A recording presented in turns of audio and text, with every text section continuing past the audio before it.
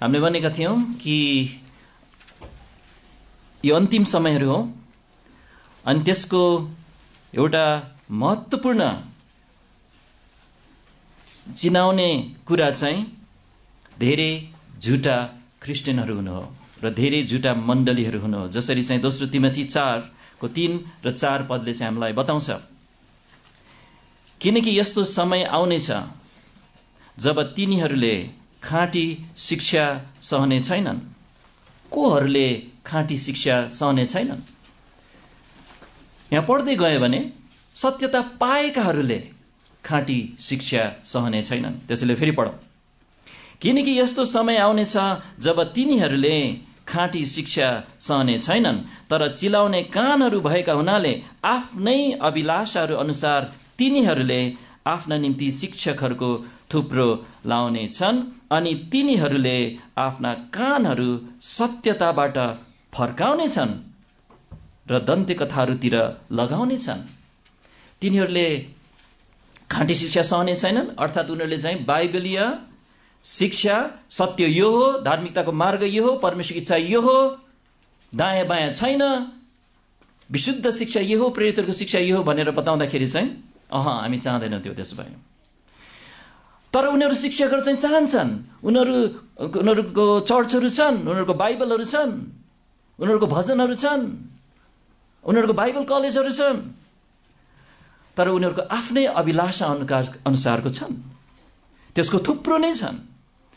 अनि यिनीहरू चाहिँ ईसाई भन्नेहरू नै हुन्। 4 पदमा लेखेको छ, अनि तिनीहरूले आफ्ना कानहरू केबाट फर्काउने छन्? अब मलाई भन्नुहोस्, यदि सत्यता नै सुनेको छैन भने के सत्यताबाट फर्काउने छन् भन्न मिल्छ त? मिल्दैन। उनीहरूले सत्यता पाएको हुन्, उनीहरूसँग बाइबल छ, येशू परमेश्वर हुनुहुन्छ भनेर थाहा छ, उहाँको मृत्यु बौरी उठाए, यो कुनै कहिले नसुनेको कुरा होइन उनीहरूको लागि। तर उनीहरूले चाहिँ खाँटी शिक्षा चाहने छैनन्। अनि यो खण्डले चाहिँ अहिलेको आधुनिक क्रिस्चियन संगीत, रक पप संगीत जसरी चाहिँ मण्डलीहरूभित्र चाहिँ पुरै छिरेको छ संसारभरिको प्राय मण्डलीहरूमा, त्यसलाई एकदम ठिकसँग सठिक रूपले बयान गर्ने पदहरू मध्येमा पर्छ। आफ्नो अभिलाषा अनुसार जिउनको लागि चाहिँ त्यही अनुसारको संगीत उनीहरूले चाहिँ अपनाएका छन्। खाँटी शिक्षाको सट्टामा चाहिँ त्यहाँ क्यारिज्मेटिक शिक्षाहरू, एकतावादी शिक्षाहरू अनि सापेक्षवाद शिक्षाहरू भनेको मतलब ठ्याक्कै त्यही हुनुपर्छ भने चाहिँ नहुनु पनि सक्छ, प्रश्नै प्रश्नको अनि अनिश्चित हुन्छ भन्ने खालको शिक्षा। अनि हामीले चाहिँ त्यसैले संगीतमा पनि यो खालको विश्वास चाहिँ प्रतिबिम्बित भएको छ भनेर चाहिँ हिजो हेर्दै थियौं। तर पहिला एकचोटि सम्झना गरौँ 8 वटा सिद्धान्तहरू असल ख्रीष्टीय संगीत कस्तो हुन्छ भन्ने कुराको। अनि पहिलो नम्बर चाहिँ यो चाहिँ परमेश्वर र प्रभुका जनहरूप्रति र प्रभुप्रति लक्षित हुन्छ। यो चाहिँ आत्मिक हुन्छ। यसले चाहिँ लयलाई प्रमुख स्थान दिन्छ, ताल अथवा बीटलाई होइन। यो सधैँ प्रभु येशू ख्रीष्टमा केन्द्रित हुन्छ, मान्छेमा होइन। त्यसमा अधीनताको आत्मा हुन्छ। यो विद्रोहबाट प्रस्फुटन भएको होइन। यो संसारबाट पृथक हुन्छ। यसमा चाहिँ संसारबाट आएको शैलीहरू, संगीतहरू हुँदैन। यसले हामीलाई सचेत र जागो बनाउँछ। क्यारिज्मेटिक शिक्षा चाहिँ त्यस्तो छैन। अनि यो आधुनिक ख्रीष्टीय संगीत चाहिँ त्यहीँबाट आएको हो।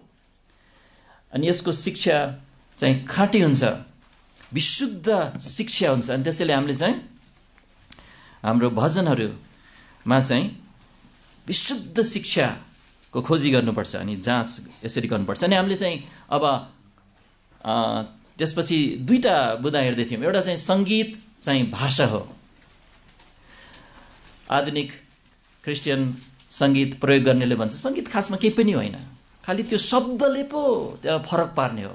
त्यसैले हामीले बाइबलका शब्दहरू राखेपछि अनि येशू प्रभुको लागि गाएपछि त्यो क्रिस्चियन भइहाल्यो नि त। चाहे त्यो ऱ्यापमा गाउँ, हिपहपमा गाउँ, मेटल, थ्राश, जुनसुकैमा गाउँ, शब्द क्रिस्चियन भयो भने त्यो चाहिँ क्रिस्चियन सङ्गीत भन्छन्। तर हामीले चाहिँ संसारकै सङ्गीतकारहरूबाट नै हामीले चाहिँ लिइसक्यौँ। उनीहरूको त कुनै पनि त्यहाँ एजेन्डा छैन यसो भन्नुमा कि सङ्गीत निष्पक्ष वस्तु होइन, सङ्गीत चाहिँ यो भावनाको भाषा हो भनेर उनीहरूले भन्छ। अनि हामीले भावनामा डुबाउन सक्छौँ हाम्रो श्रोताहरूलाई, अनि साँचो कुरा हो, उनीहरूले सक्छन्। अनि त्यसैले गलत प्रकारले सङ्गीतलाई चाहिँ प्रयोग गर्न सकिन्छ। अनि शैतान लुसिफर ऊ चाहिँ सङ्गीतमा दान प्रदत्त, पुरै सङ्गीतमा निपुण रूपमा परमेश्वरलाई सृष्टि गर्नुभएको थियो भन्ने कुरा चाहिँ इजिकेल 28 छ। त्यहाँ हामीले हेरेनौँ, तर इजिकेल 28 अध्यायमा छ। अनि त्यसैले यस्तो महत्त्वपूर्ण कुरालाई शैतानले चाहिँ प्रयोगै नगरिकन उसको उद्देश्य हासिल गर्नका लागि सङ्गीतलाई नबिगार्ने भएर बसिरहन्छ भन्ने कुरा चाहिँ त्यो विश्वासै नगर्न सक्ने कुरा हो शैतानको बारेमा चाहिँ। अनि त्यसैले हामीले चाहिँ भने सङ्गीत भाषा भएकोले सबै सङ्गीत शैलीहरू चाहिँ उपयुक्त हुँदैनन् प्रभुको आराधनामा। अनि त्यसैले कुन कुन शैलीहरू चाहिँ उपयुक्त हुँदैनन् र किन भन्ने अध्ययन गर्ने क्रममा चाहिँ हामीले चाहिँ त्यहाँ नचाउने सङ्गीत शैलीहरू हेऱ्यौँ। अनि त्यसैमा बिटको कुरा गऱ्यौँ, अक्षर लोप अथवा सिङ्कोपेसनको कुरा गऱ्यौँ, विभिन्न खालको बिटहरू। अनि त्यसपछि चाहिँ रिसाहा शैली जुन रक सङ्गीतमा चाहिँ एकदमै महत्त्वपूर्ण रूपमा प्रयोग गर्छन्, त्यो उपयुक्त छैन। अनि त्यसपछि चाहिँ हेर्दै हेर्दै हामी चाहिँ कहाँ आइपुगेका छौँ भने यो सापेक्षवाद शैली हेर्दैछौँ। ज्याज शैलीहरू, टुङ्गो नलाग्ने स्वराहोर भन्न पनि आउँदैन मलाई यो नयाँ शब्द सिकेको मैले डिक्सनरीमा हेरेर। अङ्ग्रेजीमा क्याडेन्स भन्छ, नेपालीमा चाहिँ स्वर, अनि तिनवटा शब्द मिलेर बनेको छ, स्वर अनि त्यसपछि माथि जाने र तल आउने है, स्वरा व रह। अनि त्यसैले सावधान खालको सङ्गीतकारहरूले भनेको कुरा हामीले चाहिँ यहाँ हेर्दै थियौँ। अनि त्यो पुरैमा दोहोऱ्याउँदिनँ। कोर्डहरू चाहिँ जब आरोह र अवरोह हुन्छ, चढ्छ र तल झर्छ होइन, त्यो गर्दाखेरि चाहिँ खालि घुमिरहनु हुँदैन, यो टुङ्गो लाग्नुपर्छ। त्यो सक्कली र सिद्ध स्वरारोह हो। तर आधुनिक क्रिस्चियन सङ्गीतकारहरूले त्यो गर्नुको सट्टामा चाहिँ कमजोर खालको स्वरारोह प्रयोग गर्छन् भन्ने कुरा हेरेका थियौँ। अनि हामीले येशू साथ साथ हिँड्दा भन्नेलाई चाहिँ पियानोमा बजाउँदाखेरि चाहिँ त्यसको उदाहरण पनि हेरेका थियौँ है। अब टिम केली, यहाँ जोसेफ भाइले चिन्नुहुँदो रहेछ उहाँलाई। अनि उहाँले चाहिँ सङ्गीतको बारेमा सिकाउने गर्नुहुन्छ। 25 वर्ष भयो उहाँले सिकाउँदै गर्न आउनुभएको। अनि उहाँको सांसारिक सङ्गीतमा पनि उहाँको अनुभव भएको व्यक्ति हो। अनि अब यहाँ उहाँले भन्नुभएको कुरालाई चाहिँ हामीले फेरि दोहोऱ्याउँ। सङ्गीतले काम यसरी गर्छ भन्नुहुन्छ। त्यहाँ एउटा प्रश्न प्रस्तुत हुन्छ, फ्रेज अथवा वाक्य, अनि त्यसको एउटा जवाफ हुन्छ। अर्थात् त्यसमा चाहिँ सङ्गीतको भाषामा नै त्यहाँ एउटा एक किसिमको तनाव उत्पन्न हुन्छ है, गाउँदाखेरि नराम्रो भने होइन है, त्यसले कतै लाँदैछ है। जस्तै म अहिले बोल्दाखेरि पनि त्यही भएर छ, लाँदैछ, एउटा तनाव हो। अनि त्यसपछि मैले भन्छु अनि यो हो, अनि सकियो। खालि म तनावमै छुट्यायो भने त्यो चाहिँ प्रश्नमै टुङ्ग्यो है। तर ठिक खालको सङ्गीत चाहिँ त्यस्तो हुँदैन, तनाव उत्पन्न गर्छ अनि एउटा जवाफ दिन्छ। जस्तै कि त्यही येशू साथ साथ हिँड्दा, येशू साथ साथ हिँड्दा, त्यतिकै त छोड्दैन नि। वचनको ज्योतिमा, तनाव अझ बढ्दैछ तर झन् त्यहाँ त छोड्दैन नि। हाम्रो बाटो गराउँछन् प्रकाश, अझ पनि टुङ्ग्या छैन। अनि त्यसपछि गाउँदै जान्छौँ, के छ लाइन, उनको इच्छा माने अनि ढाडस पाउँछौ निश्चय, अझ अन्त भएको छैन। अनि गरे आज्ञा पालन र विश्वास, अब समाधान भयो। यसरी प्रश्नबाट सुरु भयो, त्यहाँ कहीँ जाँदैछ, एउटा उद्देश्य छ, अनि त्यहाँ वाक्यको जवाफ आउँछ, त्यो समाधान हो। तनाव समाधान, तनाव समाधान, यसरी चाहिँ सङ्गीत बनेको हुन्छ। अनि टिम केलीले चाहिँ यो बयान गर्दै हुनुहुन्छ यहाँ। तर आधुनिक ख्रिस्टीय सङ्गीतले चाहिँ प्रश्न त गर्छ तर जवाफ दिँदैन, ठोस जवाफहरू छैन। अस्पष्ट र भावनालाई खिच्ने काम मात्र गरिरहन्छ। त्यहाँ चाहिँ कुनै विचारलाई चाहिँ केही डोर्याउने सिकाउनेतिर छैन। त्यहाँ त्यो लक्ष्य नै त्यो होइन। यो चाहिँ भावना डुबाउने, यो चाहिँ शैतानको धारणा हो। अनि त्यसैले टिम केलीले भन्नुभएको कुरा, यो त वैचारिक नियन्त्रण बिना केवल भावना मात्र हो। हाम्रा भावना, अनुभवहरू सधैँ परमेश्वरको वचन, सत्य, वास्तविकता र ज्ञानले नियन्त्रित हुनुपर्छ, होइन त? परमेश्वरको प्रेम कहिले उहाँको धार्मिकताको घेराभन्दा बाहिर नागेर जाँदैन। ओहो, परमेश्वरको प्रेम भन्दै चाहिँ त्यहाँ धार्मिकताको घेराभन्दा बाहिर जाने, त्यहाँ लडीबुडी गरिरहने, त्यहाँ उफ्रिने, त्यहाँ लुगा के भइरहेछ मतलब छैन, त्यस्तो त गर्दैन परमेश्वरको प्रेमले, है। एकचोटि फिलिपी 1मा हेर्नुहोस् न, फिलिपी 1 अध्याय। फिलिपी 1 अध्यायमा चाहिँ ज्यादै सुन्दर पद छ यो सिद्धान्त सिकाउने। अनि 1:9 पदमा हो, फिलिपी 1:9, परमेश्वरको प्रेमको सिमाना छ। परमेश्वरको प्रेम चाहिँ एउटा खोला, एउटा नदी जस्तो बहिरहेछ भने दुईतिर किनार चाहिँ एकातिर ज्ञान छ र अर्कोतिर चाहिँ विवेचना छ, अथवा छुट्याउने, न्याय गर्ने, धार्मिकताको कुरा छ। फिलिपी 1:9, अनि म यही प्रार्थना गर्दछु, पावलले भन्दछन्, ज्ञानमा र सबै प्रकारका विवेचनामा तिमीहरूको प्रेम झन झन प्रशस्तै हुँदै जाओस्। केवल पावलले चाहिँ तिमीहरूको प्रेम प्रशस्तै हुँदै जाओस्, प्रशस्तै हुँदै जाओस्, त्यसरी भन्दैन। उसले भन्छ एकातिर ज्ञान र एकातिर विवेचनाले चाहिँ त्यो प्रेमलाई चाहिँ नियन्त्रित गर्नुपर्छ भन्दैछ। विवेचना भनेको चाहिँ छुट्याउनु, असल खराबलाई पारख गर्नु, जुन चाहिँ हामी गर्न खोज्दैछौँ। पहिलो यो थेसलोनिके 5:21 सबै कुरा जाँच। त्यसैले परमेश्वरको प्रेम चाहिँ धार्मिकताको घेराभन्दा बाहिर नागेर जाँदैन भनेको त्यो हो। यही धारणाले हाम्रो जीवनको हरेक पक्षलाई भिजाएको हुनुपर्छ, सङ्गीतलाई पनि अनियन्त्रित जस्तो मलाई त्यस्तो होइन, नत्र के हुन्छ, हामीले त्यसको नतिजा देख्नेछौँ। त्यसको नतिजा के हुनेछ? शारीरिकपन, सांसारिकपन, त्यही नै हो नतिजा। तर परमेश्वरको वचनले सिकाउँछ उहाँको सत्यताहरू चाहिँ जान्न नसिक्ने खालको अनिश्चित हो कि होइन खालको हुँदैन। केही पदहरू हामी यहाँ हेर्नेछौँ। यूहन्ना 8:32 पदमा बाइबलले भन्दछ, अनि तिमीले सत्य जान्नेछौ, निश्चित रूपमा जान्नेछौ, प्रभु येशूले भन्नुभयो। याकुब 1:17मा ज्योतिहरूका पिताबाट तल आउँछ सबै असल कुराहरू, जससँग अदल बदल छैन, न त परिवर्तनको छाया छ। एकदम निर्धारित छ। सत्य चाहिँ यताउता जाने गर्दैन। सत्य ठोस छ, ज्याज शैली जस्तो चाहिँ कता हो कता लाने खालको हुँदैन। टुङ्गो नलाग्ने स्वरावरह खालको हाम्रो विश्वास होइन।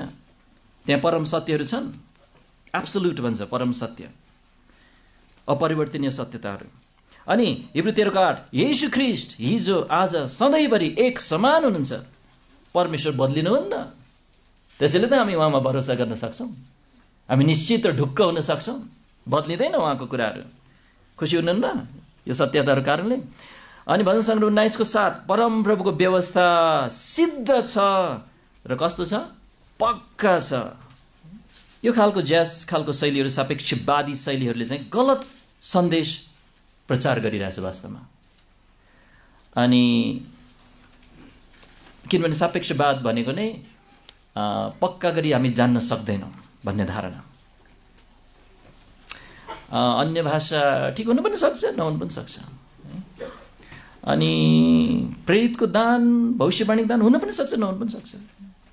के मतलब हामी सबैजना एक हौँ? सापेक्षवादले चाहिँ त्यहाँ पुर्याउँछ, एक्युमेनिकलिजम।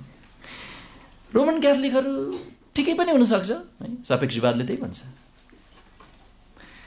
तर खाँटी शिक्षाले भन्छ रोमन क्याथोलिकले मानेको येशू चाहिँ बाइबलको येशू होइन। किन? उनीहरूले एउटा रोटीको टुक्रालाई चाहिँ येशूलाई हामीले ग्रहण गर्दैछौँ भनेर उनीहरूले खाँदैछन्।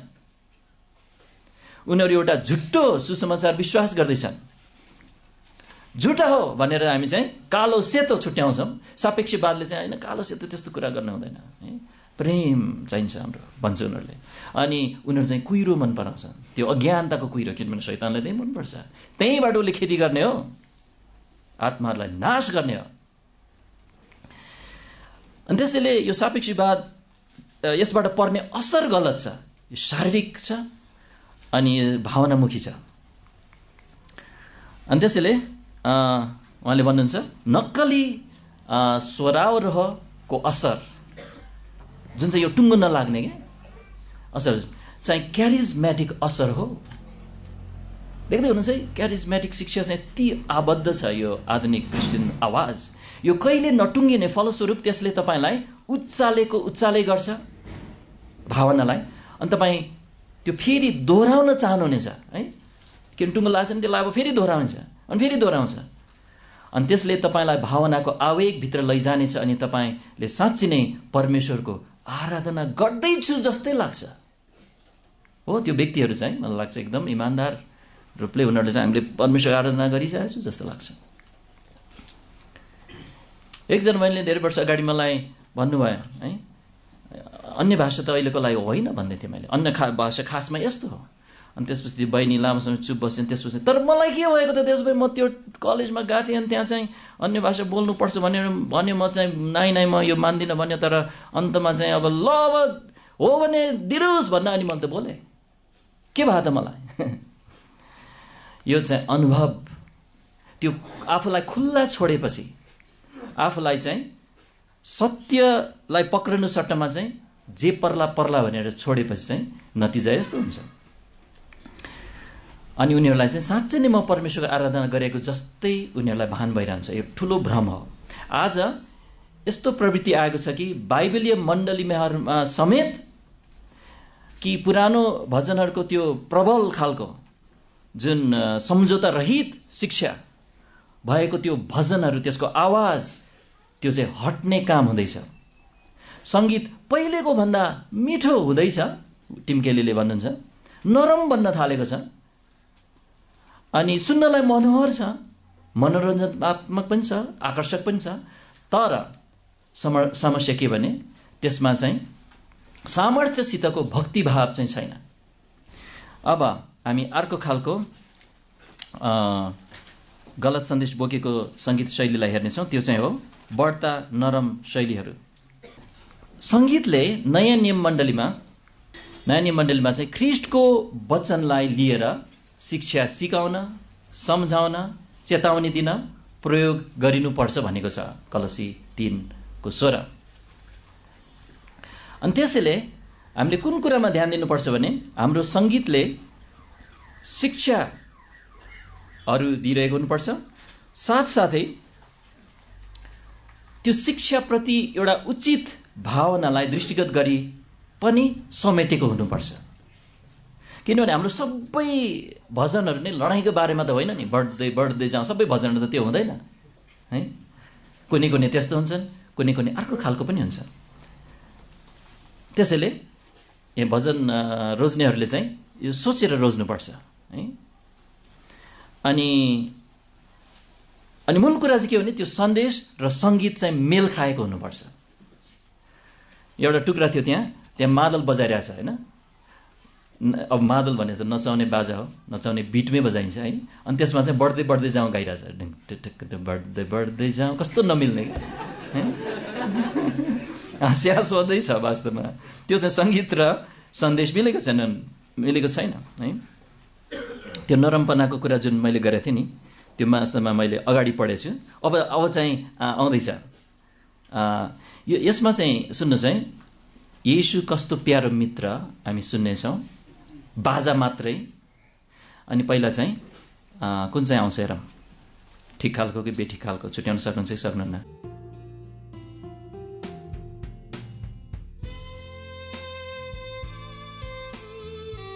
ठिक खालको कि बेठिक खालको? धन्यवाद। यो पनि छुट्याउन नसक्यो भने त तपाईँलाई त खाजा नदिनु पर्ने थियो। अब चाहिँ ठिक खालको।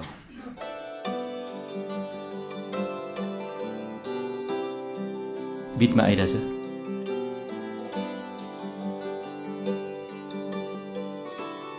अनि त्यो ट्युन पनि त्यसो गरिरहेछ नि होइन, जुन अघिमा थियो नि ठिक्कै नोट नबजाइकन, तर यहाँ चाहिँ ठिक छ। अब अर्को जब त्यो क्रुसमा म हेर्दछु आइजक वाट्सको भजन कति नम्बर हो? अब हो हेर्छु जब त्यो क्रुस उदेकको है। अनि मैले जब यो सिडीहरू खोजेको थिएँ केही वर्ष अगाडि, एउटै मात्र भजन मैले भेटेँ जसमा चाहिँ न ड्रम थियो, न मादल थियो, न कङ्ग थियो। त्यो चाहिँ यही हो है। तर पनि सुन्नुहोस् अझ है, त्यो छैन भन्दैमा यो ठिक छ र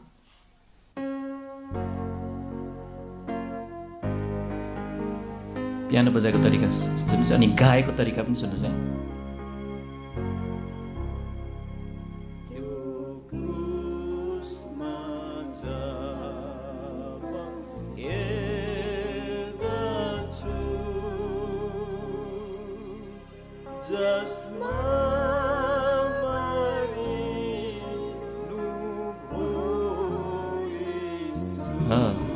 यसमा चाहिँ बेस गिटारले अक्षर लोप दिइरहेछ, स्वर स्लाइड गरिरहेछ, अनि 3/4 बिट हो सिङ्को भइरहेछ। त्यो ढुङढुङ गिटार छ नि त्यसले चाहिँ गरिरहेछ काम। अनि गाउने तरिका पनि रङ छ। अब यसको ठिक खालको यहाँ मसँग टुक्रा रहन्छ। त्यो अघि जुन बढ्दै बढ्दै जाउँको आवाज सुनाउ त। बढ्दै बढ्दै जाउँ रे, लडाइँ गर्न जान लागिरहेछ।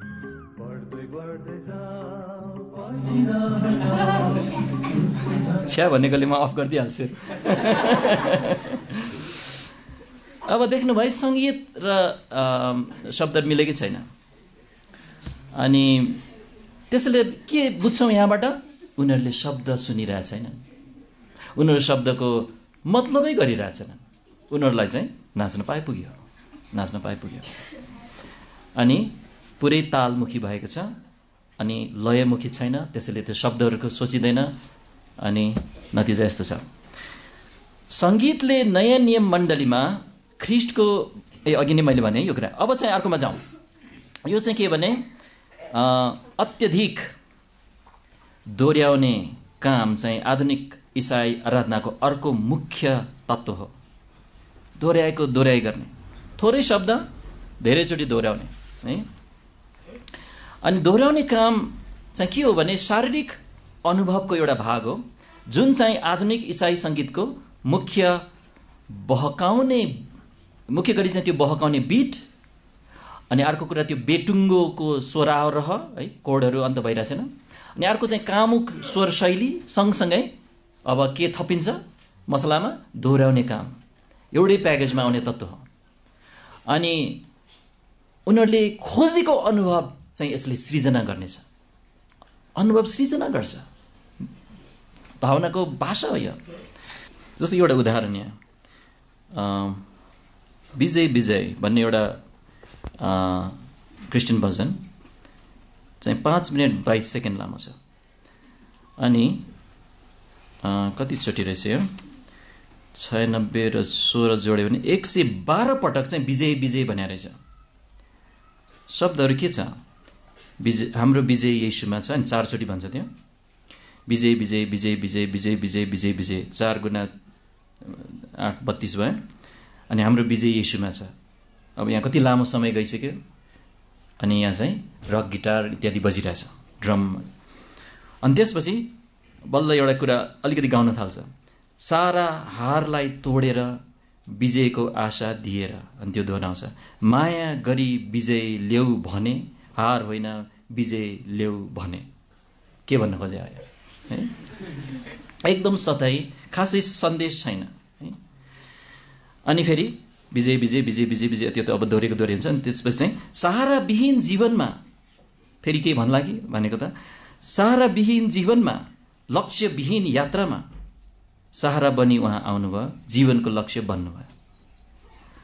अब यो जसलाई भनिरहेको पनि हुनसक्छ होइन, यो अल्लाहलाई भनिरहेको पनि हुनसक्छ, यो चाहिँ शिवलाई भनिरहेको, जसलाई भन्नु पनि सकिन्छ। विजय विजय विजय विजय विजय। त्यसपछि चाहिँ अनि यो चाहिँ रक सङ्गीतको एउटा प्रमुख चरित्र अथवा गुणको रूपमा चाहिँ हामी देख्छौँ।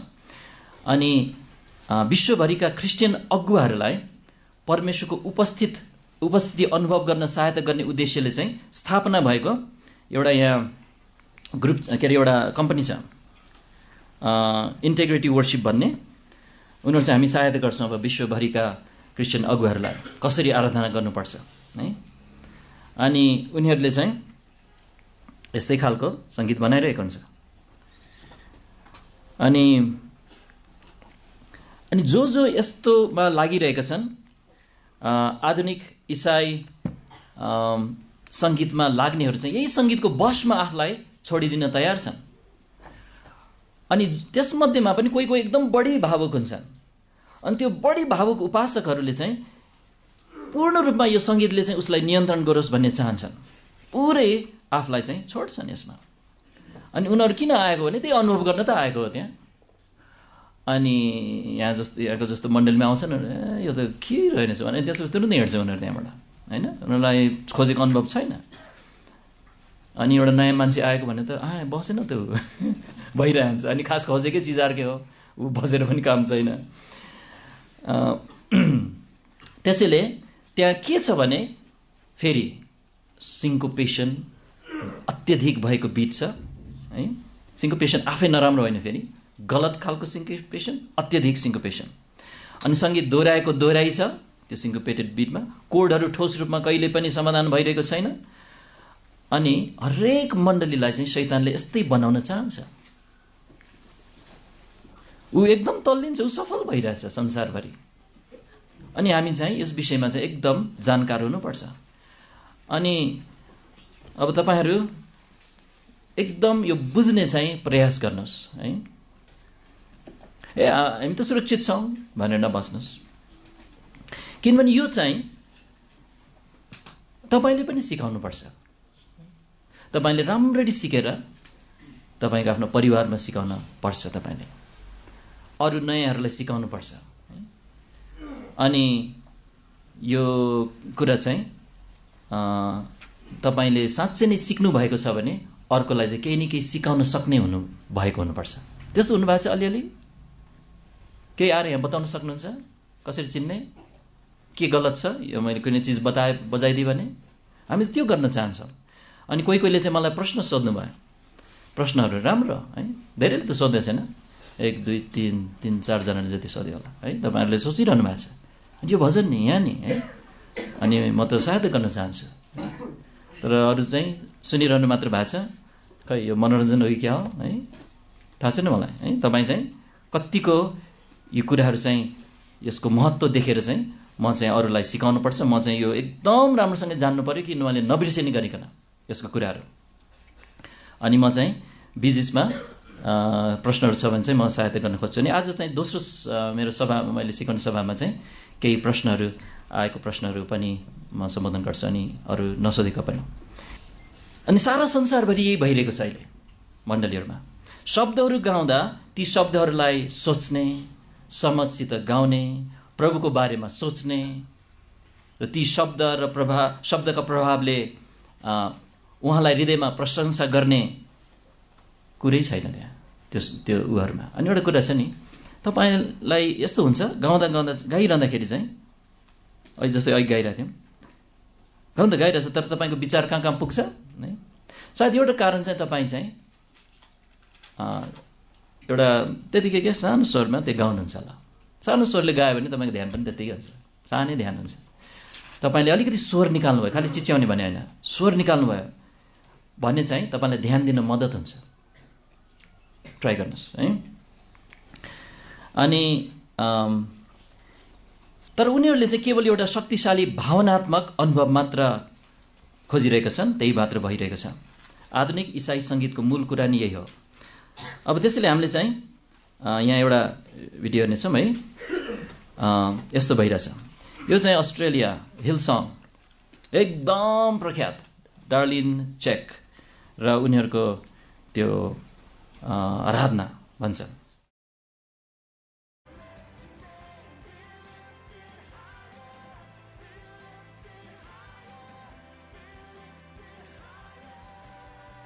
यो क्रिस्चियन आराधना सभा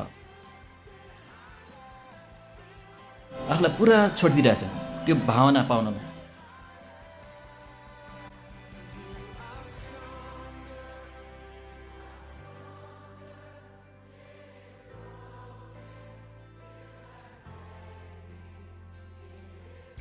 अनि दोहोरिरहेछ। त्यो एउटा शक्तिशाली अनुभव खोजीमा त्यहाँ गएको हुन र सङ्गीत एक भाषा हो हामीले भन्यौँ। अनि सङ्गीतको सन्देश शब्दको सन्देशसित मेल खानुपर्छ। अनि यो जुन मैले दोस्रो सुरु गरेँ हिजोबाट, त्यो चाहिँ मुख्य कुरा नै यही हो। हामीले चाहिँ सङ्गीतको सन्देश शब्दको सन्देशसित मेल खानुपर्छ।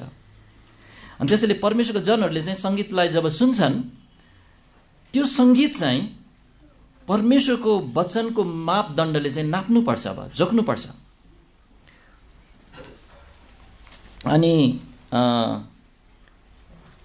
यहाँ चाहिँ अनि अब मैले भनेको थिएँ ड्यान लुक्रिनी इत्यादिलाई उल्लेख गर्दाखेरि कसरी मण्डलीहरू त्यहाँ पुगेको यस्तो खालकोमा भएको। अनि यो सधैँ सुरु भएको चाहिँ नरमबाट हो, सादा खालको रकबाट है। पहिला चुरोट मात्र खायौँ, अनि त्यसपछि गाँजा पनि खान थाल्यौँ, अनि त्यसपछि के आउँछ खै थाहा छैन मलाई होइन, तर स्म्याक हो कि है। अनि त्यसपछि के छ है, झन्झन कडा अम्मलतिर चाहिँ जान थाल्छन्। अनि त्यसपछि इन्जेक्सन लाउन थाल्ने, किनभने नसा चाहिँ लाग्ने चिज चाहिँ त्यस्तै हुन्छ। अनि बिटमा विशेष गरी यो रक बिटको तालहरू चाहिँ नसालु हुन्छन् भनेर चाहिँ सबै विज्ञहरूले भनेको छ। अनि सबभन्दा कडा अम्मल हो भनेर त्यहाँ भनेको पनि हिजो सुन्यौँ। अब यहाँ चाहिँ मैले नरम रकको खोजी गर्दाखेरि चाहिँ सबैमा त्यहाँ ड्रम बजाइरहेछ अथवा केही न केही कङ्गो मादल बजाइरहेकोले तपाईँलाई चिन्न पनि गाह्रो हुन्छ नरम रक। तर मैले दुईवटा चाहिँ भेट्टाएको छु यहाँ, गेत्सेमेनी भन्ने सिडी। अनि यहाँ चाहिँ शब्द चाहिँ के छ भने गेत्सेमनीको कथा, निर्दयी क्रुसको व्यथा, यसरी सुरु हुन्छ होइन। अनि यो चाहिँ 1 2 3 1 2 3 3/4 मा छ है। अनि 1 2 3 1 2 3 हुनुपर्ने हो यसको। 1 र 2 एकदम ठिक छ, तर 3 मा म नआइकन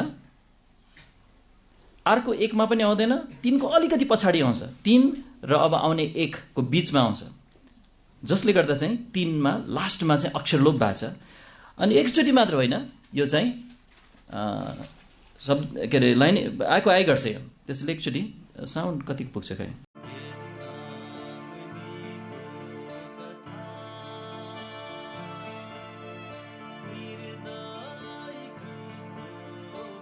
यसो सुन्दाखेरि त यो त रक होइन नि जस्तो लाग्छ तपाईँलाई।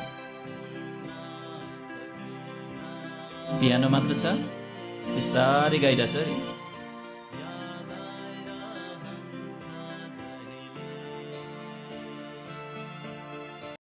अनि यो एकदम नरम तरिकाले बाजा इत्यादि बजेकोले चाहिँ यो त होइन, यसमा त समस्या छैन जस्तो लाग्छ। तर वास्तवमा हरेक ठाउँमा त्यो 3 मा चाहिँ अक्षर लोप भइरहेछ, हरेकमा है, दोहोरेको दोहोरे। अर्को त्यही सिडीबाट यो चाहिँ पापको बोझा उठाउने भन्ने। अनि यो चाहिँ 1 2 3 4 हो। अब हेर्नुहोस् 1 2 3 4 त्यसरी हुनुपर्नेमा 1 त ठिक छ, तर 2 भन्दा अगाडि नै प आउँछ है, 1 र 2 को बीचमा आउँछ। 1 र 2 र 3 र 4 र त्यसरी गऱ्यो भने चाहिँ र त्यो रमा आउँछ, 1 र है। अनि त्यो आएर पनि समस्या त छैन है, जस्तो कि कहाँ जाँदैछौ तिमीमा पनि त्यही हुन्छ, कहाँ, त्यो हाँ चाहिँ 1 र 2 को बीचमा आउँछ, अक्षर लोभ हो, तर त्यो समाधान हुन्छ पछाडि गएर, कहाँ जाँदैछौ तिमी। यो चाहिँ नियमित तालमा भएकोले त्यो तनाव चाहिँ समाधान भयो। अक्षर लोप छ, अक्षर लोप नै गलत होइन, तर अक्षर लोप ठिक ठाउँमा छ र त्यो समाधान भयो भने चाहिँ समस्या छैन। तर यसमा समाधान हुँदैन, यो चाहिँ आएको गर्छ। अनि त्यसैले चाहिँ यसको असर चाहिँ कस्तो हुन्छ हेर्नुहोस्।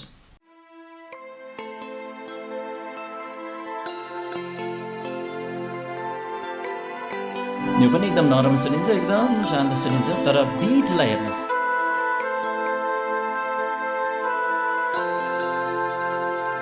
नरम रक चिन्नु भएन भने छिर्छ।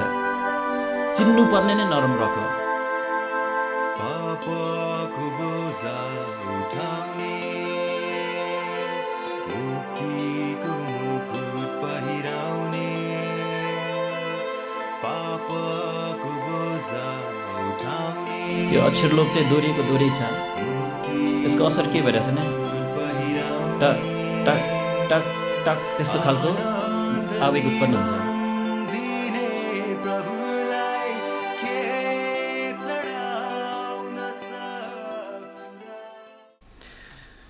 नरम रकहरूबाट चाहिँ के गर्छ भने हाम्रो कान चाहिँ तालमुखी बन्न थाल्छ अनि त्यसबाट चाहिँ बढ्दै बढ्दै जान्छ।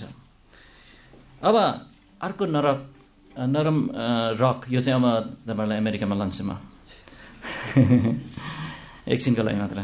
अनि यहाँ चाहिँ वेस्ट कोस्ट भन्ने बाइबल कलेज छ, एकदम ठुलो छ, सायद ब्याप्टिस्ट कलेजहरूमा सबभन्दा ठुलो, एकदम धेरैलाई प्रभाव पार्ने। तर उनीहरूको बिचमा चाहिँ यसो हेर्नुहोस्, यसो हेर्दाखेरि चाहिँ तपाईँले छुट्याउन सक्नुहुन्न।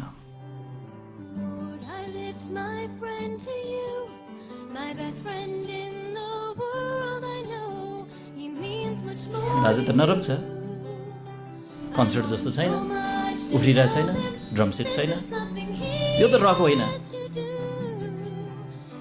के हो?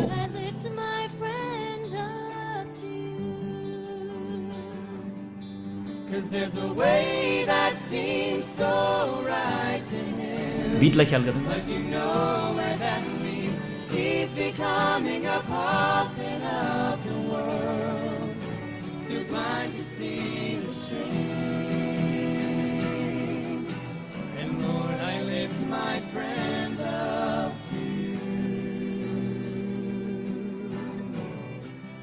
अब छ नि,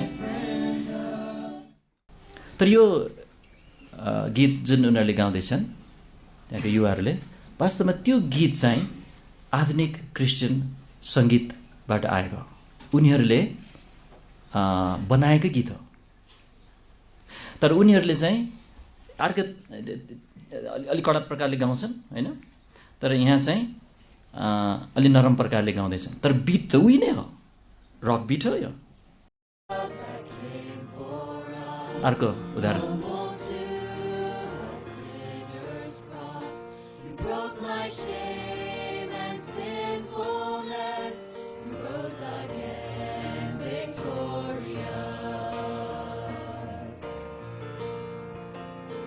पियानो बजाएको सुन्नु चाहिँ हामीले बजाएको छ, उफारै छ।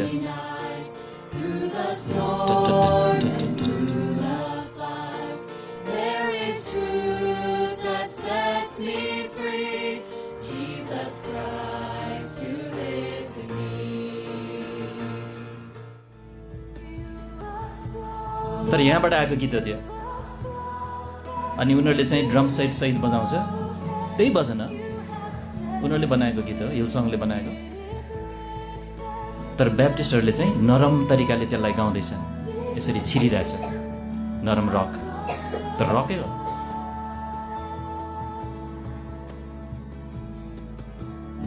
यो चाहिँ मौलिक संस्करण हो। उनीहरूले चाहिँ अलिकति त्यसलाई चाहिँ उनीहरूले यसरी गाइरहेछ, त्यही भजन त्यही बिट।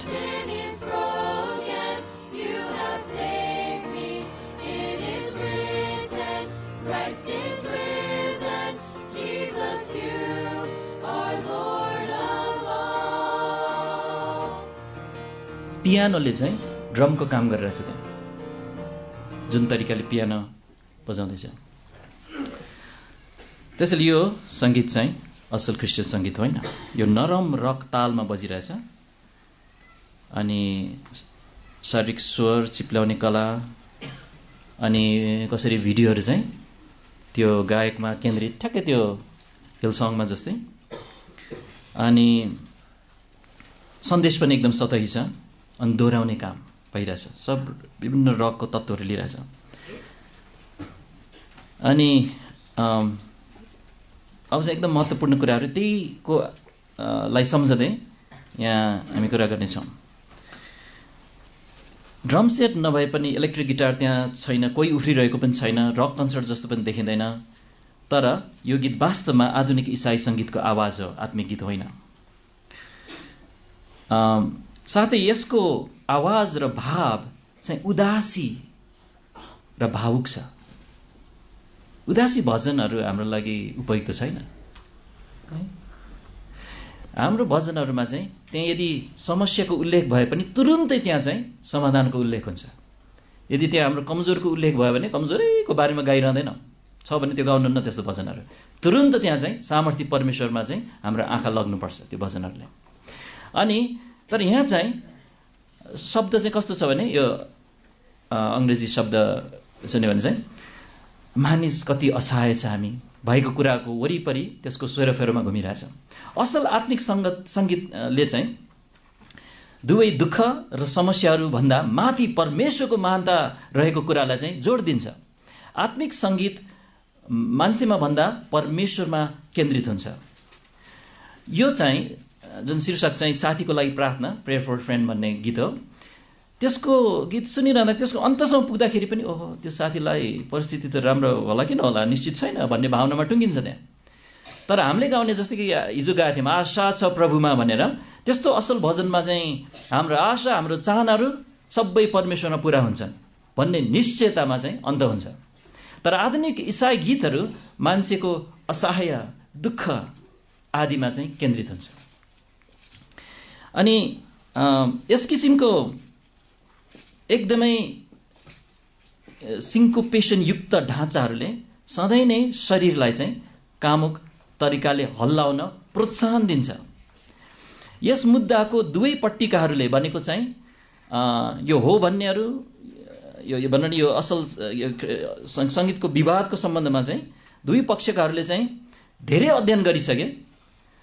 अनि त्यो अध्ययन भ्याएर चाहिँ के निष्कर्ष निस्केको छ भने चाहिँ सिन्कोपेसन युक्त ढाँचाले चाहिँ शरीरलाई कामुक तरिकाले हल्लाउँछ भन्ने निष्कर्ष निस्किसक्यो।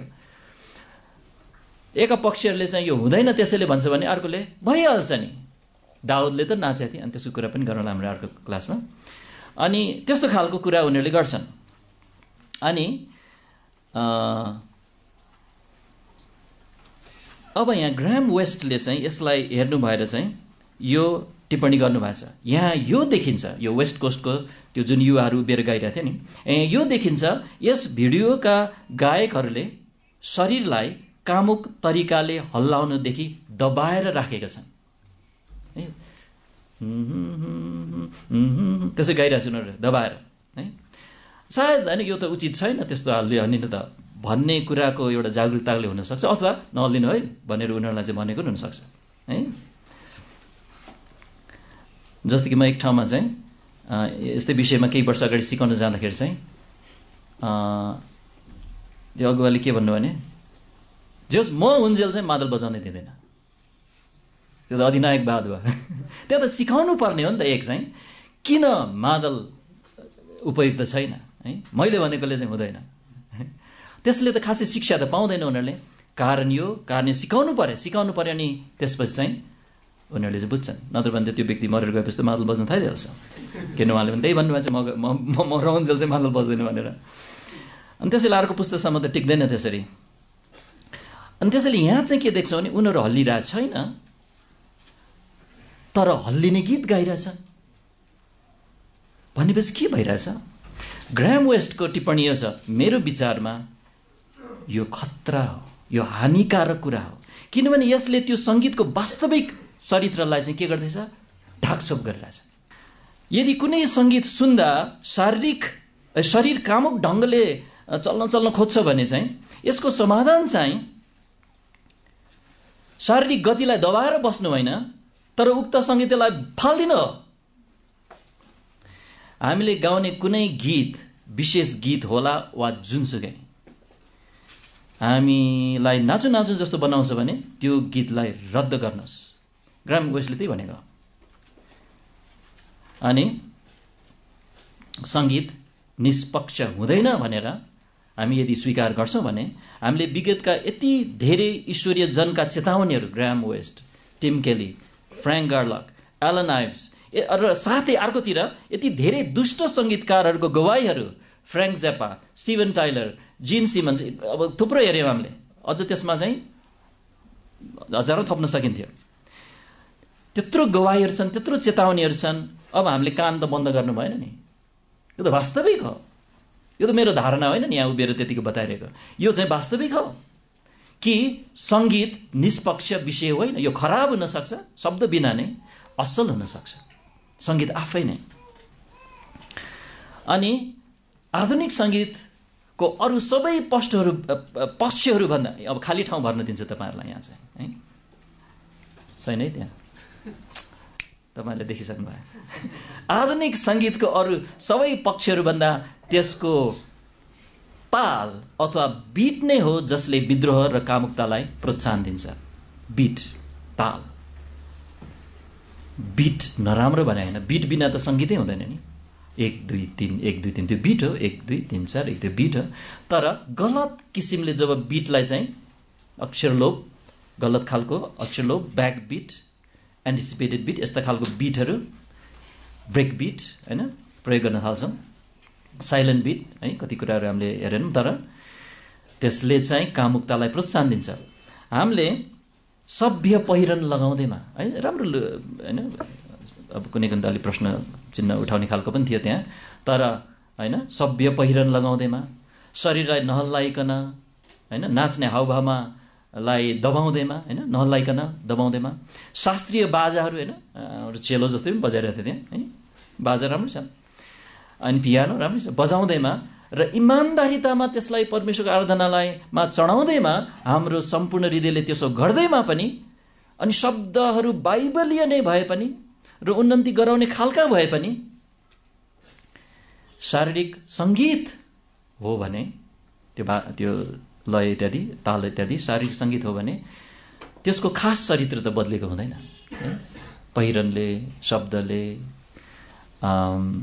इमान्दारिताले बदल्दैन। अनि यहाँ ग्राम उसले भन्छ त्यो त शब्दहरू पनि सतही छन्।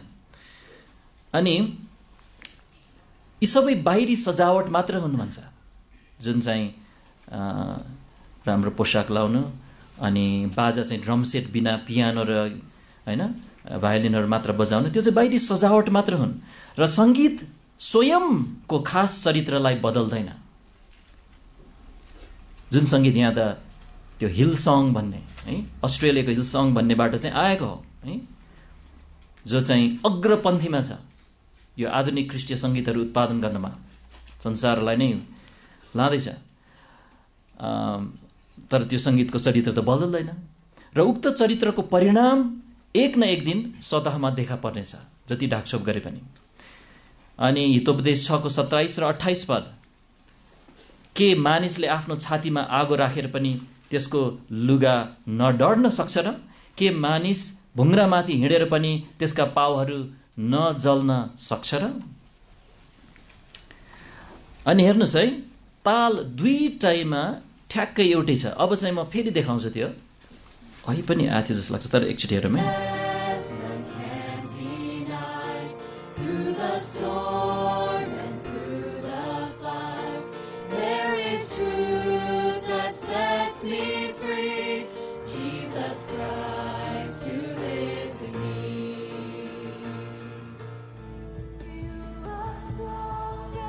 एउटै ताल त हो होइन र? तपाईँले सुन्नुभयो? खालि यसमा ड्रम सेट थपेको छ, अलिक कडा सुनिन्छ, उता चाहिँ नरम, तर ताल एउटै हो।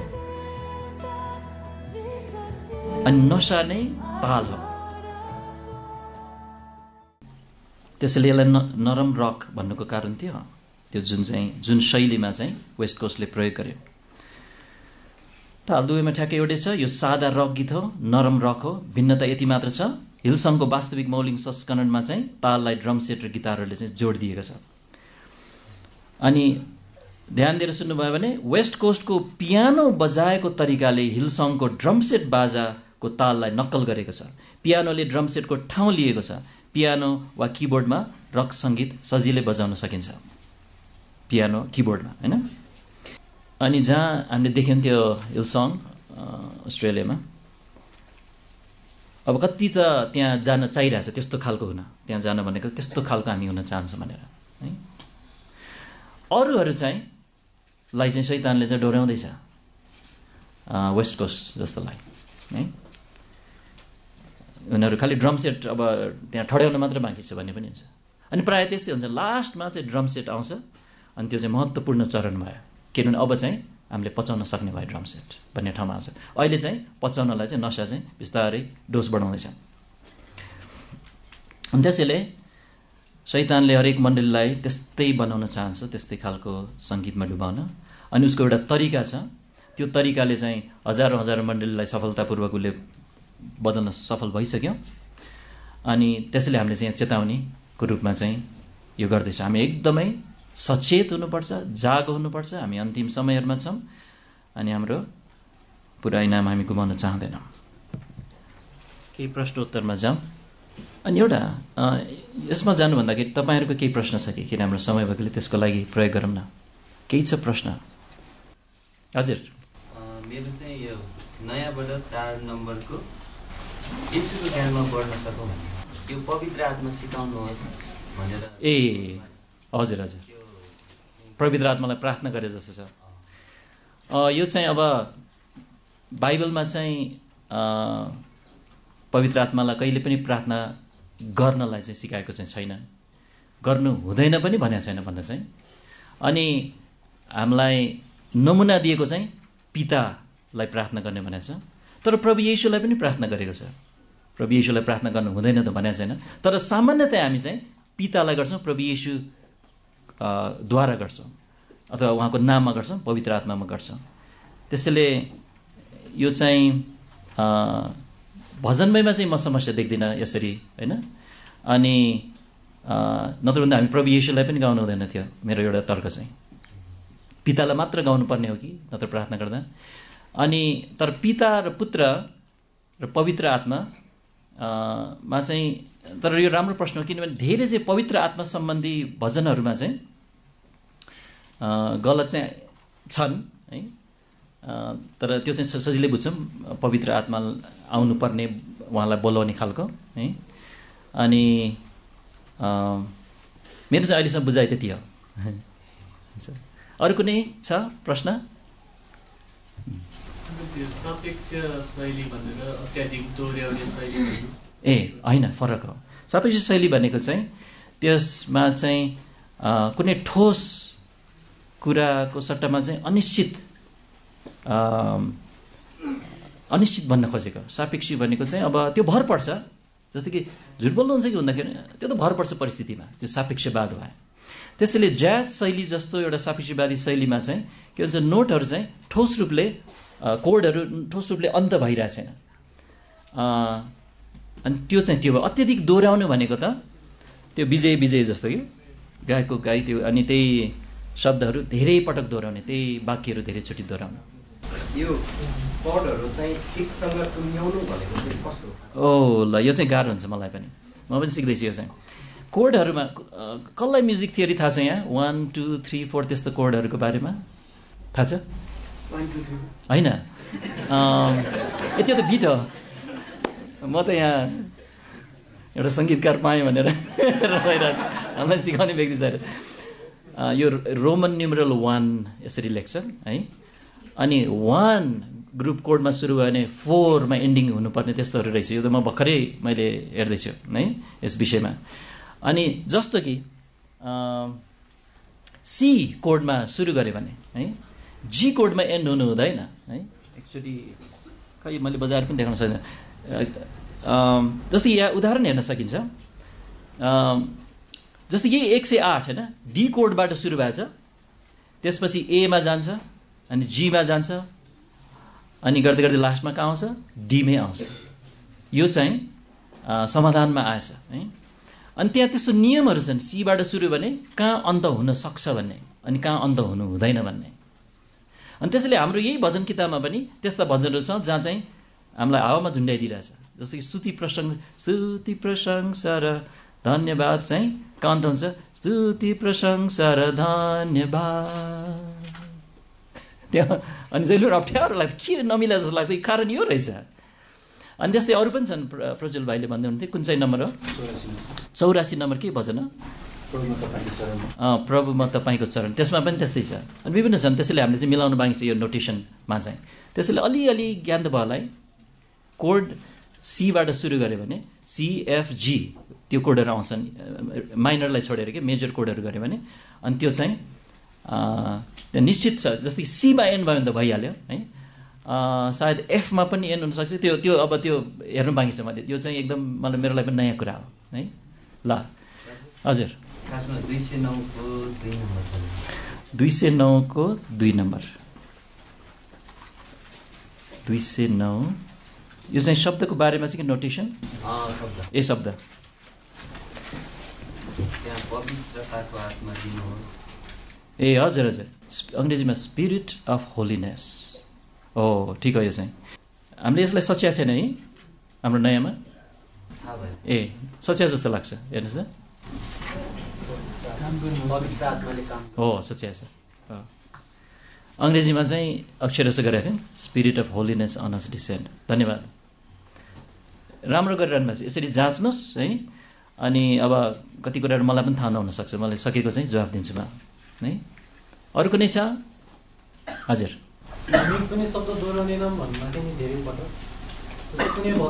अत्यधिक अत्यधिक भन्ने शब्द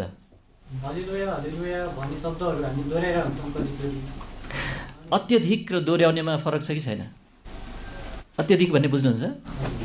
अत्यधिक है भर्खर हेर्नु मैले चाहिँ 112 पटक दोहोऱ्याएछ।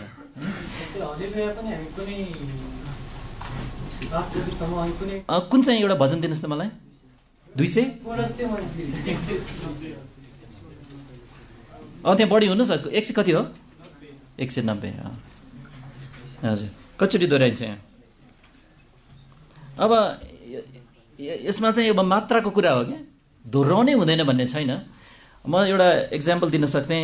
ह्यान्डल भन्ने 300 वर्ष अगाडिको सङ्गीतकार यसमा चाहिँ, अनि उसको एउटा टुक्रा त म सुनाउने छु आज है, प्रकाश 5बाट। तर उसले चाहिँ त्यो पुरा आफ्नो पिसको लास्टमा चाहिँ हालेलुया भन्ने मात्र शब्द छ, लामो छ, 5 मिनटसम्म जान्छ। तर त्यो चाहिँ एउटै तरिकाले दोहोऱ्याइरहेको छैन। त्यो चाहिँ एकदम सबै सकिसकेपछि फाइनल रूपमा चाहिँ हालेलुया गाइरहेछ।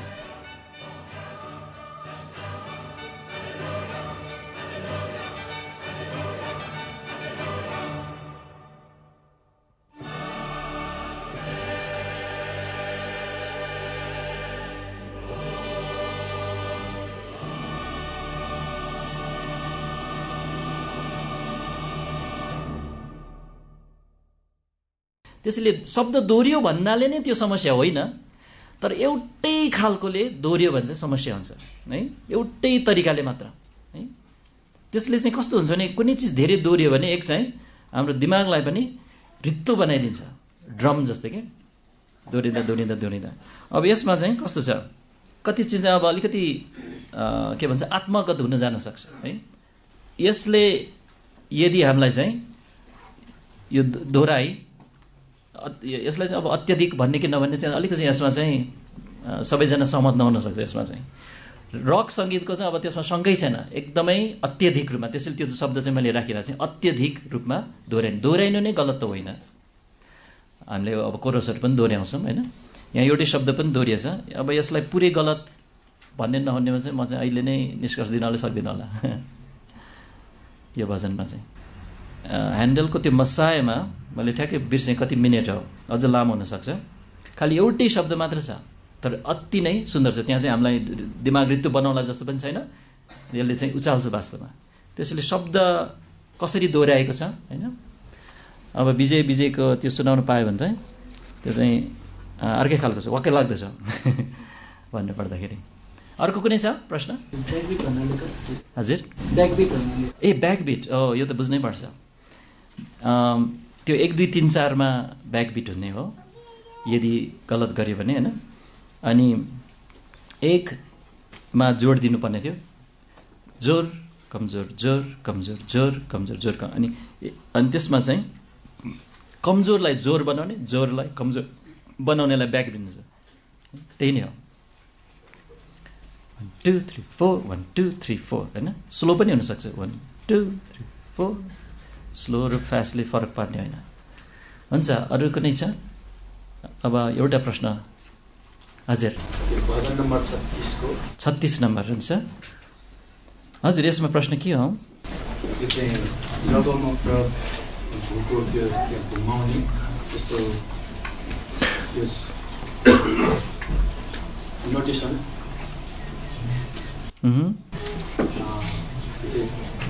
कस्तो छ?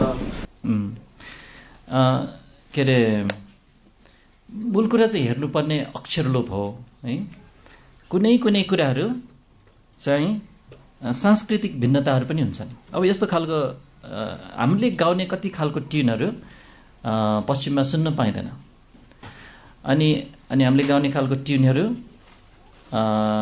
राम्रै भजनहरू जस्तो कि सम्पूर्ण जीवन मेरो अघि भर्खर गएको थियो, त्यस्तो ट्युन उता सुनिँदैन तर एकदम राम्रो छ होइन। त्यस्तै कुनै कुनै ट्युनहरूको चाहिँ त्यहाँ हाम्रो ठाउँ अनुसारको केही सांस्कृतिक त्यो यो कानको त्यो लय, यस्तो खालको लय मन पराउने भन्ने खालको छ। मुख्य हेर्नुपर्ने समस्या चाहिँ संस्कृति, कुनै संस्कृतिलाई जुनसुकै होस् त्यसमा चाहिँ हेर्न नमिल्ने कुरा चाहिँ के हो भने अक्षर लोप हो मेन चाहिँ, सिन्कोपेसन। अनि त्यो सिन्कोपेसन चाहिँ कुन ठाउँमा छ, कसरी प्रयोग भएको छ, नचाउने खालको छ कि छैन, ताल हेर्दा चाहिँ त्यो हेर्ने हो है। अनि अब कुनै चाहिँ यो स्वर यदि बढी गर्न थाल्यो भने के हुन्छ, कसैले भन्न सक्नुहुन्छ? हजुर, स्वर धेरै गर्न थाल्यो भने चाहिँ हजुर स्वर त अब सबै भजनमा हुन्छ, माथि र तल त जान्छ। एउटा स्वर के अरे यदि कुनै पनि लय धेरै घुम्ने, धेरै कम्प्लिकेटेड भयो भने चाहिँ होइन, एउटा सम्भावना चाहिँ के हुन्छ भने त्यो गायकप्रति ध्यान जान्छ क्या। एउटा समस्या चाहिँ त्यो याद गर्नु परेछ है। अनि अब फेरि त्यो यो सांस्कृतिक कुरा पनि छ यसमा। अब त्यही ह्यान्डल्स मसाए भन्यो भने त्यसमा हालेलुया त एकदम कता कता पुग्छ कि, तपाईँले सुन्यो भने त ओ यो त के हो भन्नुहुन्छ होला तपाईँहरूले। अनि त्यसैले त्यो एकदम कुनै कुनै कुराहरू चाहिँ त्यहाँ यदि जस्तो कि पियानो है, कुनै नमुना यहाँ भएको भए यस्तो सिम्पल तरिकाले बजायो भने मात्र ठिक भनेको पनि होइन, तर त्यो बिट ठिक छ र त्यसलाई अझ त्यहाँ एकदम सुन्दर ढङ्गले बिटलाई नबिगारिकन हामीलाई हेर्दाखेरि त ओहो यो त थुप्रो थिचिरहेछ त जस्तो, थुप्रो थिच्न साथ गल्ती हुन्छ भन्ने पनि छैन फेरि। अनि गाउँदा पनि त्यही नै हो है। अब त्यसैले त्यो विषयमा चाहिँ अब यति मात्र भन्न सक्छु अहिले मेरो बिहासम्म। अरू कुनै हुनुहुन्छ ल श्री भाइ? ए होइन, समय सकियो, त्यसैले श्री भाइलाई पछि भेटौँ। हस्, धन्यवाद सबैलाई। अब 2टा क्लास बाँकी छ, हामी छोटो प्रार्थना गरौँ ल।